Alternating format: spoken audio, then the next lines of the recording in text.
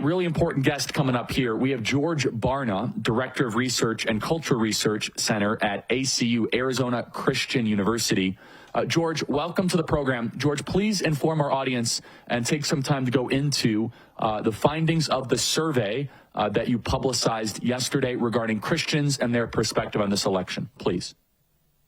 Yeah, thanks, Charlie. As we look at what's coming up in the election, what we're finding is much lower enthusiasm about the election among people of faith, which is leading to a projection that we're going to have tens and tens of millions of devoted Christians who intend not to vote. So you can look at theologically defined born-again Christians. We're expecting that there will be about 41 million theologically defined born-again Christians who aren't going to bother to vote. Now, when you look at turnout levels, when you look at vote projection levels, that's a game changer right there. And when you look at who those people would be likely to vote for, by a large margin, they would back Mr. Trump. By their refusal to show up in this election, what that basically says is Mr. Trump is going to be very, very hard-pressed to win. That's a segment that he's been able to rely on in his prior to election campaigns, but he can't really rely on them now.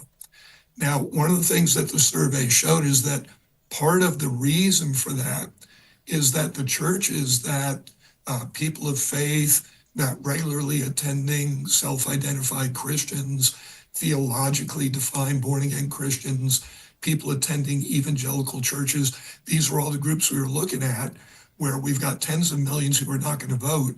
Well, we looked at what are their churches doing about the election, and what we discovered is that by and large, their churches don't want to get involved. What we found is that only 56% of Christian churches in the country have even bothered to encourage their people to vote. Now, we did other questions in the survey that found that that would motivate a large number, millions and millions of Christians. It would motivate them to vote if their pastor simply said, look, voting is a responsibility of a responsible Christian. And so I'm not going to tell you who to vote for, but I'm going to tell you, do your homework, check with the scriptures to see what the Bible teaches about the issues, pick the appropriate candidate and vote. That would bring out tens of millions more Christian voters. And yet our pastors aren't even willing to do that.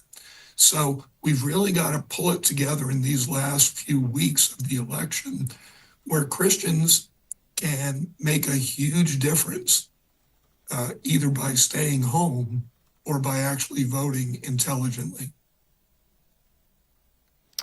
There's a lot there. And so I want to first ask, how does the enthusiasm that you are measuring and modeling compare to prior presidential elections? Well, we have this algorithm that we use to predict turnout that's based on a number of factors.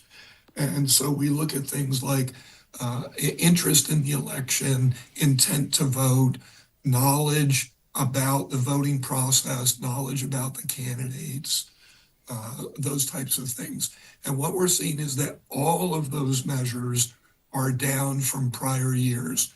Compared to 2020, where we had an unusually high amount of interest in almost all of those indices, what we're seeing is we're probably down between 5 to 10 percentage points in each of those measures. So that's what's contributing to the fall, the decline in projected turnout. In the last election, we had about 61% of voting age adults who turned out. We're projecting that in this election, that's going to drop from 61 to somewhere down to 53 to 55%. So let me ask, though, if the general population will decrease from 61 to 53 to 55, are evangelicals down more than other voters? Because if evangelicals decrease in enthusiasm alongside the general population, then it will basically be a wash. Can you speak to that? Yeah, that would be the best case scenario at this point.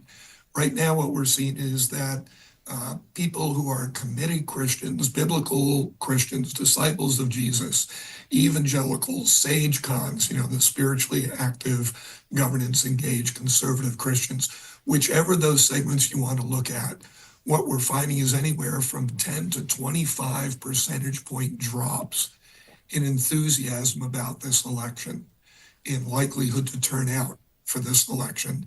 So yeah, if it were a wash, I wouldn't be as concerned. It's not. We're dropping at greater levels, and that's what's raising the alarm. So you say 41 million who will not vote. I want you to also explain in your survey, you explore as to why. What are the reasons that born again, Bible believing, church attending Christians, many of whom will have kids and families that will have to live with the consequence of this election, what are the reasons they give you as to why they will not vote? Well, what we're hearing from about 2/3 of them is that they're just not interested in politics, or they're not interested in this election. We've got a majority of them also saying that they dislike both of the major party candidates. We've got a majority of them saying they don't feel that either of those candidates represents their most important personal views on issues in the election. About half of them are saying that they don't feel that their vote will make a difference anyway. We've got half of them saying that the election is too controversial. They don't want to get involved. By the way, we're finding that born-again Christians are less likely than any other group that we're studying to talk to people who they believe will vote differently or think differently than them about the election. They don't want to even bring it up in discussion. And so they're really distancing themselves from the possibility of being influential in this election. And then you've got almost half of them who are saying it wouldn't matter if I voted because the election is rigged anyway.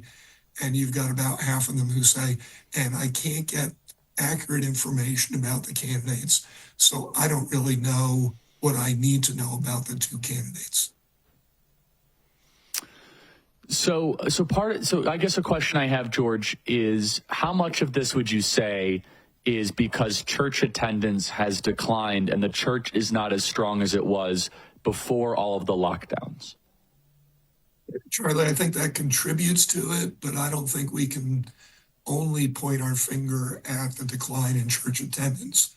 I mean, what we're finding is among people who are regularly attending Christian churches, we're finding that 32 million of those people say that they're not going to turn out to vote.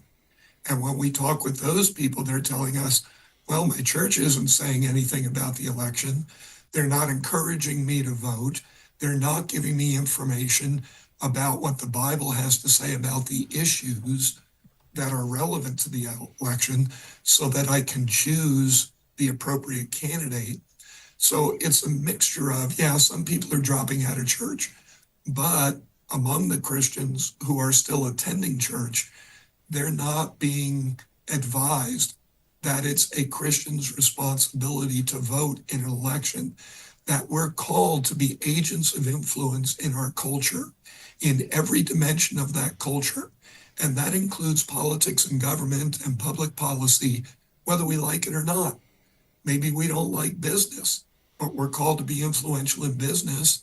Maybe we don't want to dirty our hands with what's going on at school board meetings and in public schools, but we're called to be influential players in that because those places are influencing the worldview of our children, a worldview that they're going to take with them through the rest of their life. So it doesn't matter whether you enjoy the process of being a cultural influencer.